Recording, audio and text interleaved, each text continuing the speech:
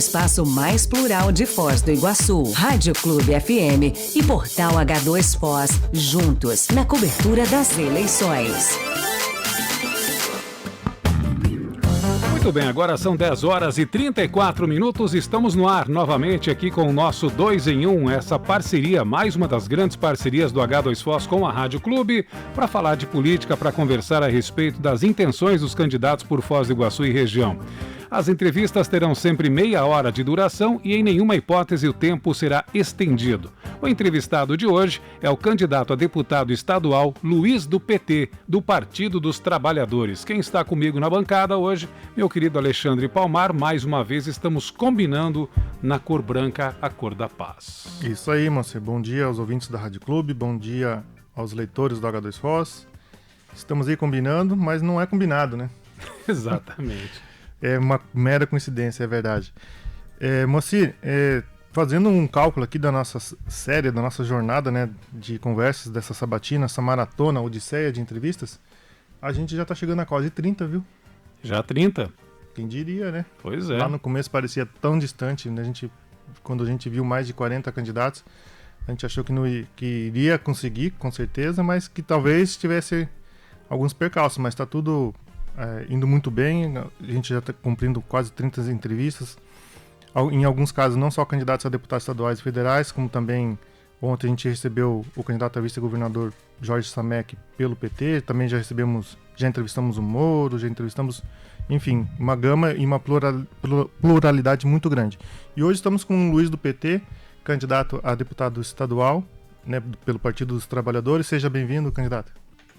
Bom, primeiro, obrigado pela oportunidade de estar falando aqui para o Portal H2 Foz, que é um portal muito lido na nossa cidade, e estar falando também para a Rádio Clube, que é uma rádio aí que todo mundo gosta, que todo mundo acompanha, eu mesmo acompanho e fico muito feliz de estar aqui.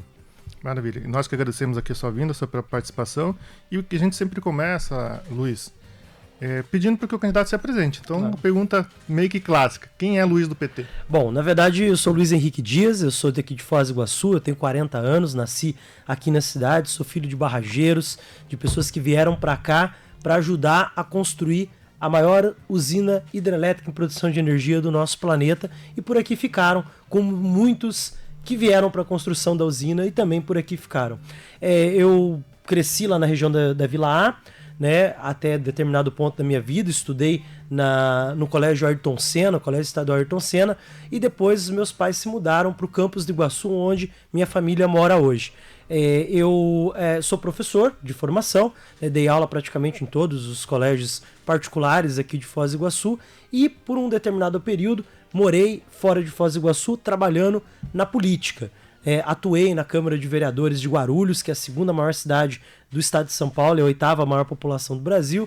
Trabalhei também na Assembleia Legislativa do estado de São Paulo, onde ajudei a investigar desvios de recursos destinados à merenda escolar, na Comissão de Educação e na Comissão Especial da Merenda, a CPI da Merenda, que todo mundo já ouviu falar, e também trabalhei em Brasília, na Câmara dos Deputados, junto com os deputados do nosso partido do PT, do qual sou filiado desde a primeira eleição do Lula, de 2002, e em 2020 disputei as eleições aqui em Foz para prefeito, com um modelo de campanha de muitas propostas, muitas ideias, e com um programa de governo robusto, né? E agora disputa essa eleição para deputado estadual, para representar Foz do Iguaçu e levar os projetos que Foz precisa para a Assembleia Legislativa. Como você colocou, foi candidato agora recentemente, em 2020, a prefeito de Foz do Iguaçu e agora deputado estadual. O que motivou a lançar a candidatura a deputado estadual? Bom, primeiro, eu já atuo na política, sempre em bastidores, há muitos anos. Eu já fui do Conselho Municipal de Cultura, do Conselho Estadual de Cultura, do Plano Municipal e Estadual do Livro, Leitura e Literatura. Já atuei, como eu falei aqui, em outras casas legislativas, sempre andei muito pelo Legislativo, e Foz do Iguaçu é a minha cidade. E eu vivo os problemas de Foz diariamente, seja no transporte público, que eu sou usuário, seja no sistema de saúde, que eu sou usuário do SUS, sempre fiz meus tratamentos no SUS, me curei de um câncer no SUS com dinheiro público, frequento a UPA, frequento a UBS, defendo a vacina.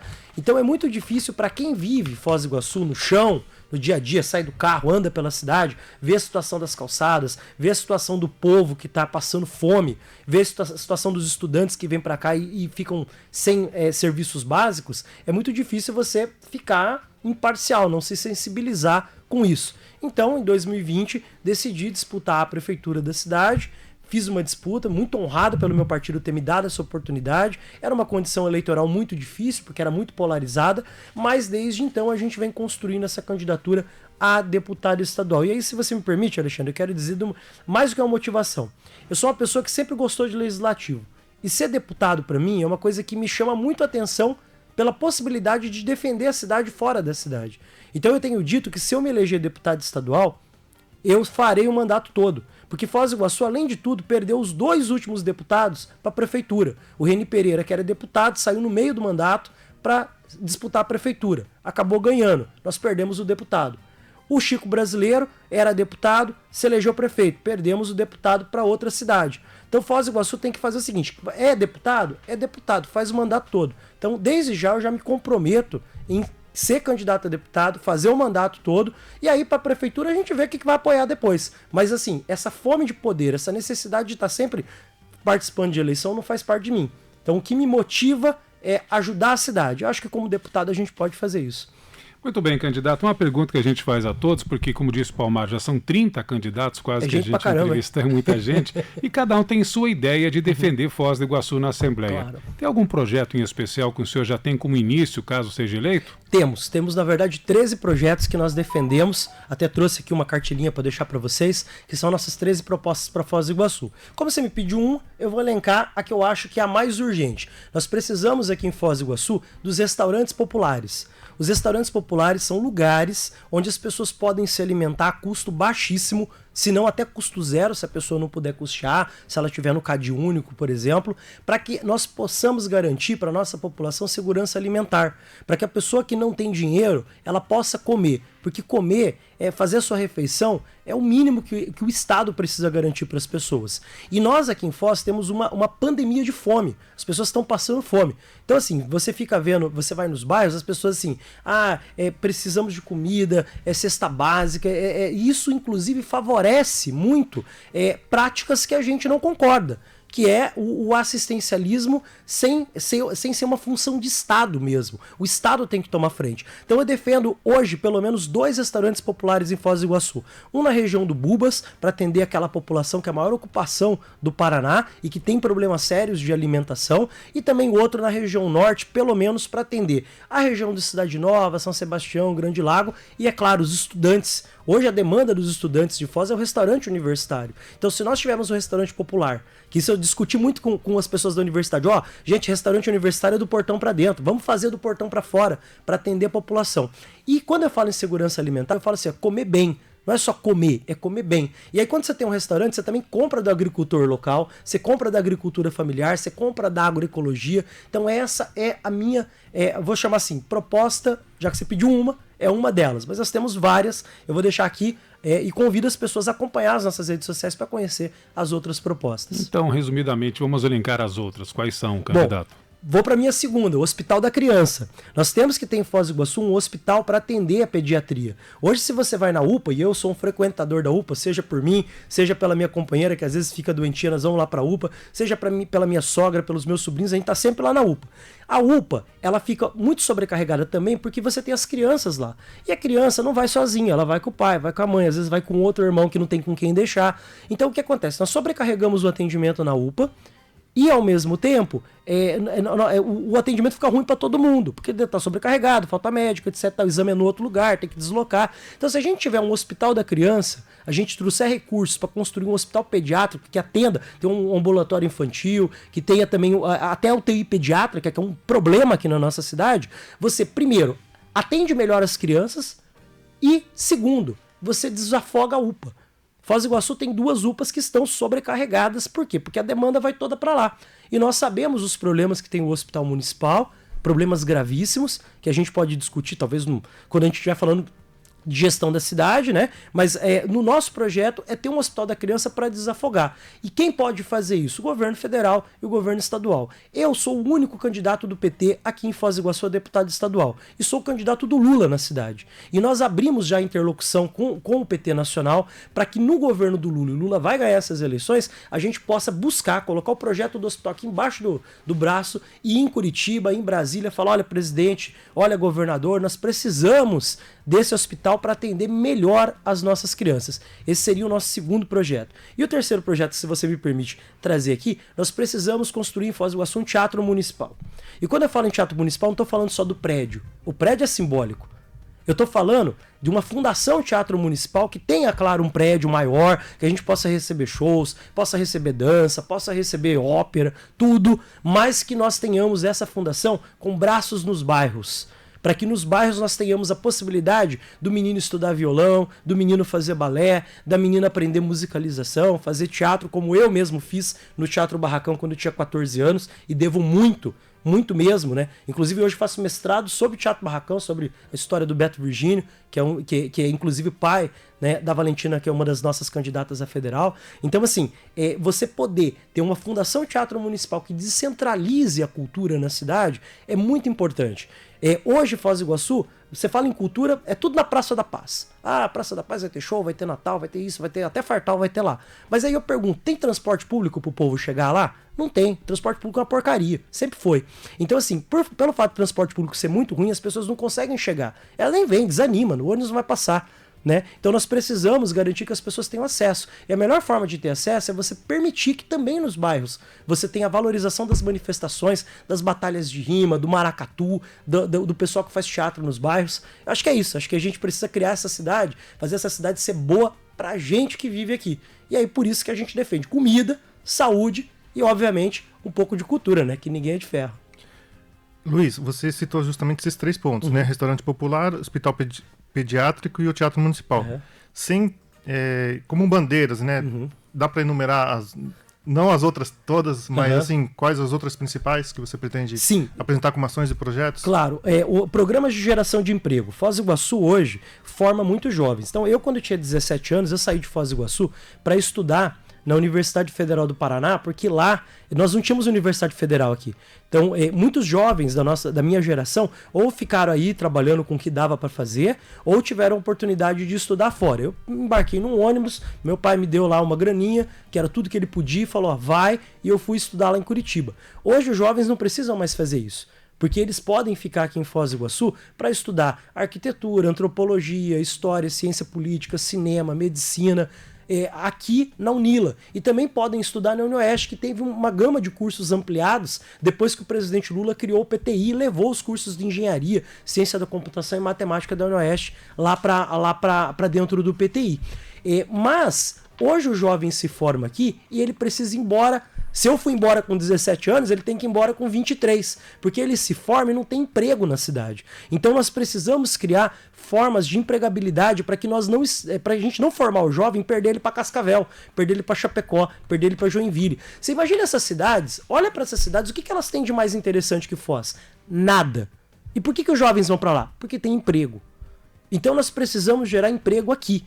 E nós precisamos também gerar estágio. Hoje nós temos 2 faculdades de medicina veterinária na cidade, que são privadas, que os jovens não têm onde fazer estágio. Não tem onde fazer estágio. A gente defende também o Hospital Municipal Veterinário. Aí fala assim, é para ficar cuidando de cachorrinho? Cuidando de cachorrinho, dando estágio pro jovem. Dando residência médica. Hoje, mesmo que o jovem consiga se formar em medicina veterinária aqui, ele tem que ir lá para Jaraguá do Sul para fazer uma especialização. Sendo que nós poderíamos formar os nossos especialistas aqui para atender as demandas da cidade. E Foz do Iguaçu, falar em proteção animal não é falar só de pet. Eu adoro pet. Onde você vê, eu tô com um cachorro. Mas assim, aqui nós somos uma cidade endêmica da leishmaniose. Aqui nós temos uma fauna gigantesca. E nós precisamos ter técnicos bem capacitados, bem formados aqui, para atender demandas que surgem sempre. Por exemplo, a questão do bosque dos macacos. Todo mundo falou, deu opinião. Eu não ouvi os veterinários, zootecnistas estando à frente desse processo. Claro que eles falam, eles dão opinião, mas nós precisamos falar, não, nós temos um grupo de veterinários, nós temos um grupo de zootecnistas, nós temos o Hospital Municipal Veterinário que tem os seus especialistas ali para atender esse tipo de demanda.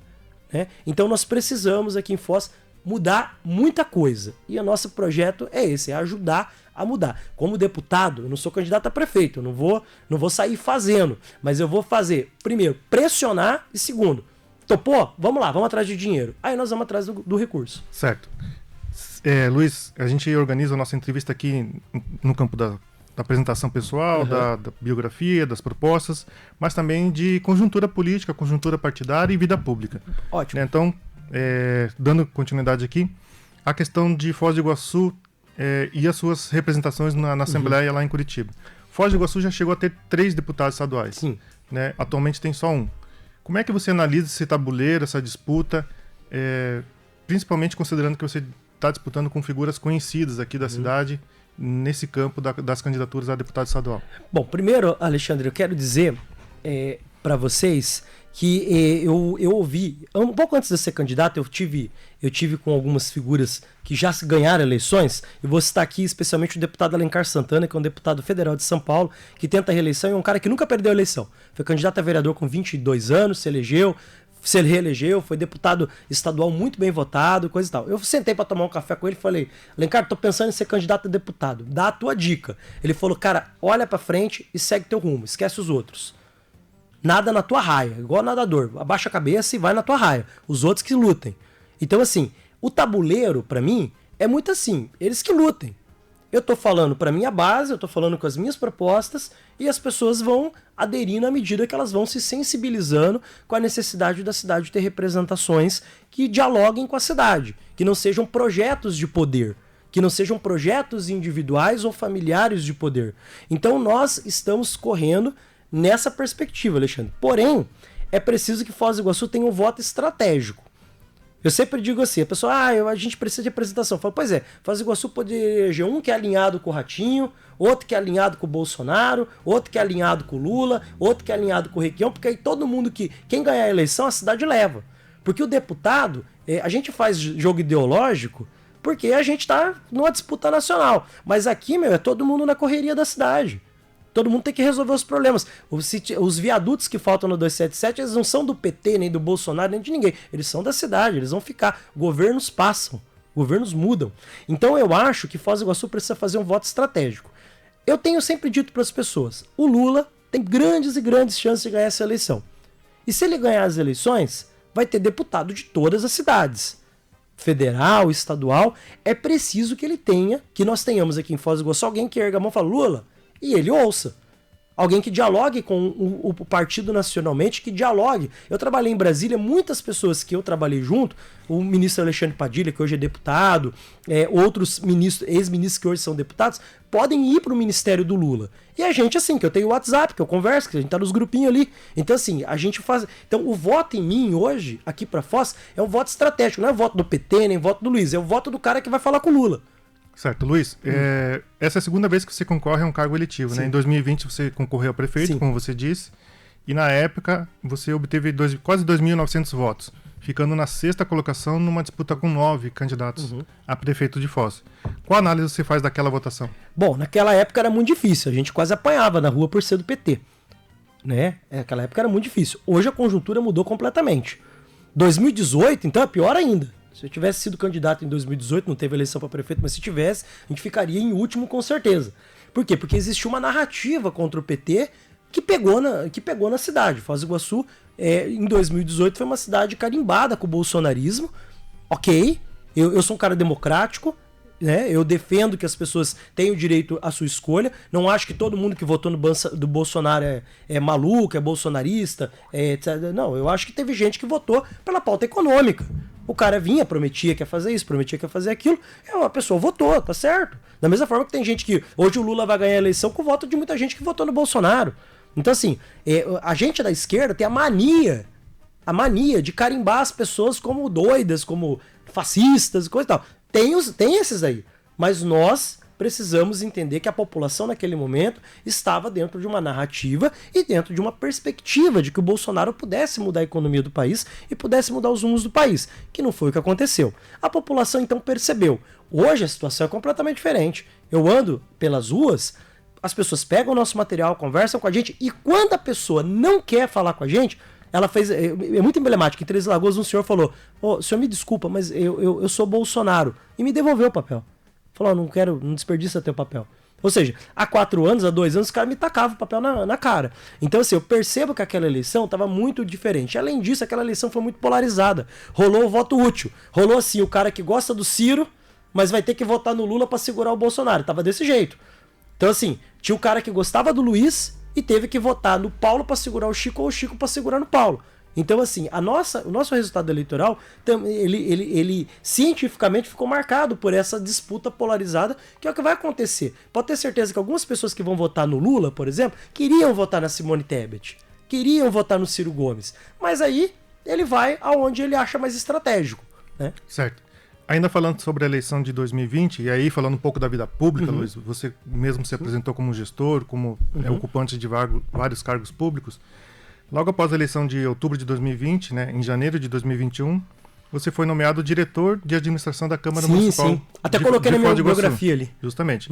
Numa mesa diretora presidida pelo Ney Patrício, que é do PSD, que é o mesmo partido do prefeito Chico Brasileiro, que foi seu adversário na eleição municipal. Sim. Você não pertencia ao grupo do PSD e foi nomeado a um cargo de confiança pelo Ney Patrício. Como é que você explica essa nomeação para o eleitor? Sim, a Câmara Municipal, o TCE, ele pede para que a nomeação em determinados cargos sejam nomeações técnicas. Automaticamente, eu já tinha participado de atuação na Câmara Municipal de Guarulhos, na Assembleia Legislativa de São Paulo e na Câmara dos Deputados. A diretoria de administração é uma diretoria que nem é política, ela nem fica na Câmara, ela fica lá no anexo, que é o outro prédio, e cuida basicamente da limpeza, dos vigias, do RH, do protocolo e do CPD, que é o Centro de Processamento de Dados. Automaticamente, a possibilidade de exercer um cargo técnico veio, eu trabalho com isso, eu falei, eu trabalho, é emprego. Então foi uma proposta. Muita gente falou assim, mas foi uma troca política. Eu nunca entendi a troca política. Por quê? Porque eu fui candidato disputando contra o prefeito, não fiz uma campanha de ataque a ele nem ao outro, porque a minha campanha sempre foi uma campanha de propostas, e a prova disso, de que foi um convite técnico, que não foi recebido só pela mesa direita, ali foi uma conversa entre alguns vereadores e tudo mais, falaram assim, vai lá e faz esse serviço, porque a gente não tem quem faça, não há um consenso. Porque se você falar com os vereadores, você vai ver que é meio consenso o meu nome. Os caras podem falar, o Luiz não é do meu partido, mas eu gosto dele. Pode falar com qualquer vereador, eu vou ficar citando nome aqui porque não é... Mas assim, qualquer vereador ali, os caras falam, não, o Luiz é um cara tranquilo, é um cara técnico, é um cara que já tem experiência, que já atuou. E a maior prova disso foi que eu deixei o cargo, a pedido meu, não fui exonerado pelo presidente da Câmara, eu deixei o cargo justamente para concorrer como deputado estadual contra a mulher do prefeito. Então assim, veja, se o elo se ligasse, se aquele elo, tipo, o Luiz aqui ganhou, o pessoal fala, ganhou o cargo do Chico, né? Quando na verdade o Chico é prefeito, né? Se o elo se ligasse, o que eu ia fazer agora? Eu ia fazer campanha pra Rosa, ficar lá na Câmara, fazendo meu corre e abanando bandeirinha pra Rosa. Não faço isso. Eu disputo a eleição, inclusive, basicamente dentro de um nicho muito próximo eleitoral. Eu acho que não. Eles dizem isso, mas eu acho que não. Então, assim, não vejo problema, até coloquei na minha biografia, acho ótimo, foi uma experiência, ajudei a mudar alguns processos dentro da Câmara, teve coisas que eu não pude fazer, porque eu tive que sair para ser candidato, mas encaminhei outras, e quero lembrar também, Alexandre, que quando eu aceitei ir para a Câmara, eu estava empregado. Muita gente fala, ganhei um emprego. Eu dava aula no semeador, praticamente com o mesmo salário, fazendo aquilo que eu também gosto de fazer, que é dar aula. E aí eu tive que fazer uma escolha, falei, olha, entre a oportunidade de ajudar a minha cidade, porque assim, eu perdi a eleição que eu queria ajudar a cidade. De repente veio uma oportunidade de você ajudar em algum ponto da cidade. Falei, tudo bem, aceito. Pedi demissão no colégio que eu tava, fui lá, fui pra Câmara. Atuei, saí, me tornei candidato para disputar justamente contra a esposa do... Contra não, porque eu não disputo contra ela, mas assim, para disputar a mesma eleição, pro mesmo cargo que a esposa do prefeito, que mostra, né, que essa relação que muita gente tenta ligar, ela é muito mais uma literação do que qualquer coisa. Muito bem, candidato. Falando um pouco de política nacional, Lula, claro, é o candidato a presidente pelo Partido dos Trabalhadores, né? Todo mundo sabe, todo mundo está vendo o que está acontecendo no país em termos de pesquisa e tal. Mas por que o Lula novamente? O PT não teria uma outra candidatura? Porque na verdade a gente trabalha com pesquisa, né? Se a pesquisa dissesse que eu que ia ganhar a eleição, era eu, não era o Lula. Se a pesquisa dissesse que era o Haddad que ia ganhar a eleição, seria o Haddad. Porque hoje não é questão de ser o Lula, a questão é vencer o Bolsonaro, é isso que a gente acredita. Então, numa perspectiva de qual é o nome que pode vencer o Bolsonaro, esse nome era o presidente Lula. O presidente Lula, há 2 anos, você botava ele na pesquisa e ele ganhava a eleição. Então, assim, dentro de uma perspectiva que nós precisamos reestabelecer o processo democrático, para depois... Você acha que um cara de 77, 78 anos, que nem o Lula, depois de ter sido presidente 2 vezes, ter sido o cara puxado 500 dias de cana, você acha que ele gostaria, né, novamente, de ter que viajar ao Brasil? O cara queria descansar. Mas ele, estadista como percebeu a importância de fazer com que o Brasil possa avançar e possa recuperar o seu processo democrático. O Bolsonaro, ele ganhou uma eleição democraticamente, apesar que ele atenta contra as urnas eletrônicas diariamente, o que é uma bizarrice, porque ele é um cara que ele é rato de eleição, vive ganhando a eleição, e desde que ele ganhou a eleição, ele flerta com um regime que não é democrático. Antes ele não flertava, antes ele falava, depois ele... Que o Estado meio que coloca um limite ali, ele flerta. Então, assim, se esse homem ganha novamente a eleição, ele vai se achar dono do Brasil. Então, nós precisamos restabelecer o pacto democrático. Você acha? Eu comecei essa entrevista dizendo que eu trabalhei na CPI da merenda. Você acha que é fácil para nós saber que o vice é o Alckmin? Essa é a minha próxima pergunta. Mas, então eu já vou dizer sobre isso. O Alckmin. Não é contraditório? Não, veja, mas a contradição... Até pelo histórico mas é que eu não dos tucanos... Nós não estamos disputando a eleição para fazer 30%. Porque assim, num cenário democrático, aqui no Paraná, a gente faz chapa própria. Eu fiz chapa própria aqui para prefeito junto com o Marcelo Arruda. No cenário democrático, o PT pode fazer... Só que agora nós estamos criando uma frente mais ampla, que não é para o Lula ganhar a eleição, é para derrotar o Bolsonaro. Então, para derrotar o Bolsonaro, a gente não pode se fechar nos nossos setores. É claro que a petezada ficou doida. Eu também, a hora que vi o Alckmin lá, me deu até um treco. Mas assim, a gente percebeu... Mas não teria um outro nome da esquerda, por exemplo? Mas o nome da esquerda não agrega setores do centro. Você tem hoje 30% da população... Mas justo um adversário tão ferrenho quanto o Alckmin um adversário que topou nosso programa. As pessoas evoluem. Se ele tivesse lá no PSDB com o mesmo discurso que ele sempre teve, a gente não aceitaria ele e ele também não aceitaria a gente. Só que ele faz um gesto, ele veio para o PSB, ele foi lá e conheceu o nosso programa de governo. Ele reconheceu a importância do governo Lula também para os governos que ele teve em São Paulo, que teve em determinadas áreas avanço, em determinadas áreas retrocesso. Faço uma crítica à segurança pública e outras áreas, a educação, por exemplo. Então, assim, o Alckmin, ele não veio até nós, ou conosco, com a pauta histórica dele. Ele veio até nós entendendo um programa, entendendo um pacto democrático. Depois da eleição, você pode ter certeza que a gente vai rediscutir, mas a saudade de quando a gente podia disputar a eleição contra o Alckmin. Só que hoje não dá. Hoje o campo... Hoje é um soldado aliado a vocês. E nós aliados a ele, porque assim, nós não abandonamos o companheiro. Se ele veio com a gente abraça ele vai com a gente também. Tá certo, candidato. E Roberto Requião? O Requião foi o governador extraordinário para o país, para o estado.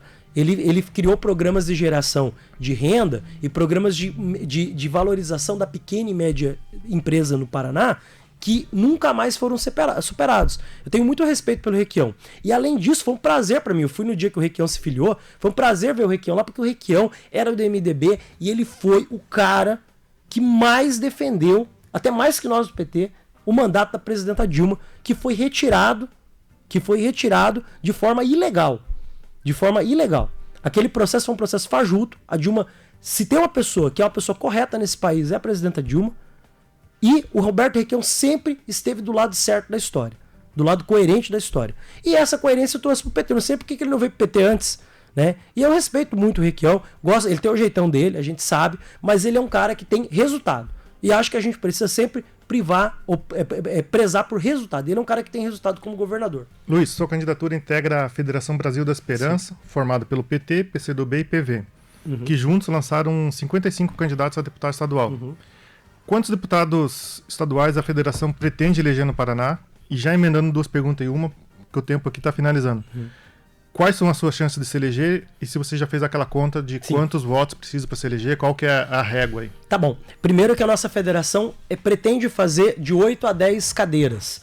Nós temos hoje 5 deputados estaduais, os quais 4 concorrem à reeleição. Isso quer dizer que tem 6 cadeiras em aberto. Eu chamo a imprensa e as pessoas que estão nos ouvindo para fazer conta e colocar os nomes dos que podem se eleger. Eles vão perceber que nós temos chance de ganhar as eleições. A minha chapa é a chapa que tem maiores chances de eleger com menos votos.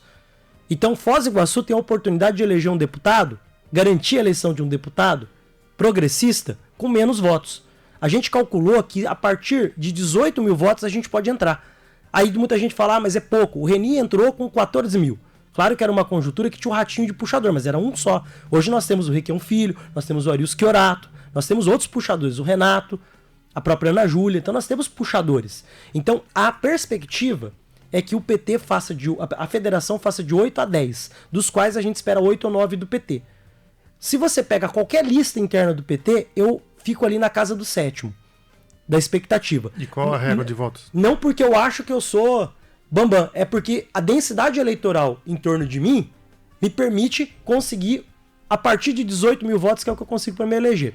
Vamos falar de dobradinhas, candidato. Aqui na região ou Foz do Iguaçu, com quem está dobrando para federal? 2 dobradas. Uma dobrada local com a Valentina, que é a nossa candidata da cidade, foi nossa candidata vereadora mais votada nas eleições de 2020, e estadualmente com a Gleice Hoffmann, que é minha amiga, e é uma dobrada que a gente vem construindo aí há 2 anos. Vamos falar agora também de patrimônio. A gente sempre pergunta isso, alguns candidatos falam, né?